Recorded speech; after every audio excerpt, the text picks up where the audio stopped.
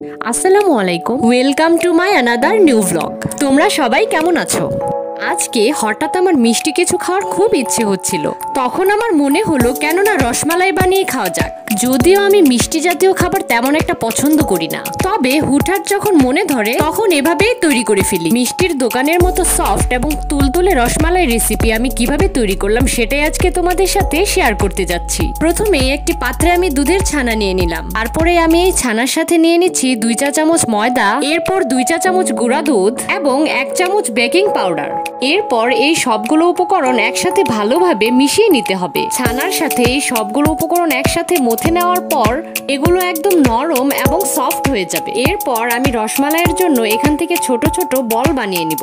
একে একে সবগুলো রসমালাইয়ের বল বানানো হয়ে গেছে। এগুলো দেখতে কি সুন্দর, তাই না? এখন চুলায় পাত্র বসিয়ে পাত্রে পরিমাণ মতো পানি নিয়ে নিব। পানির পরিমাণ অনুযায়ী 3 চা চামচ চিনি নিয়ে নিব। এরপর মিডিয়াম আঁচ দিয়ে এটি ভালোভাবে নাড়তে থাকবো। চিনির পানি ফুটতে শুরু করলে চুলার আঁচটা একটু কমিয়ে নিব। শিরাটা তৈরি হয়ে গেলে এর মধ্যে মিষ্টির বলগুলো একে একে ছেড়ে দিতে হবে। সবগুলো মিষ্টির বল ছাড়া হয়ে গেলে ঢাকনা দিয়ে ঢেকে দিতে হবে। 10 মিনিট পর ঢাকনাটা সরিয়ে মিষ্টিগুলো একটু চামচ দিয়ে নেড়ে নিব। এরপর চুলাটা বন্ধ করে চিনির শিরা থেকে মিষ্টিগুলো উঠিয়ে নিব। এরপর মালাই তৈরি করার জন্য একটি প্যানে অল্প পরিমাণ পানি, এর মধ্যে 3 চা চামচ গুঁড়ো দুধ, 3 চা চামচ কনডেন্স মিল্ক নিয়ে নিব।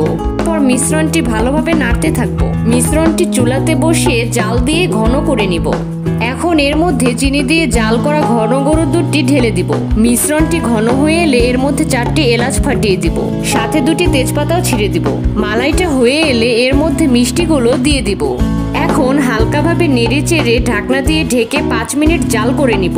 এরপর চুলাটা বন্ধ করে মিষ্টিগুলো মালায় রেখে ঠান্ডা করে নিতে হবে।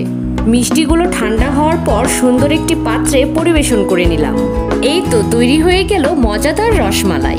রসমালাইটা প্রথমে আমার ছোট বোনকে দিয়ে টেস্ট করালাম। ও তো খেয়ে বলল বেশ ভালোই হয়েছে, একদম নরম ও তুলতুলে, যা মুখে দিলেই মিলিয়ে যায়। তো আজকের ভিডিওটা এই পর্যন্তই। দেখা হবে নেক্সট কোনো ব্লগে। আল্লাহ হাফেজ।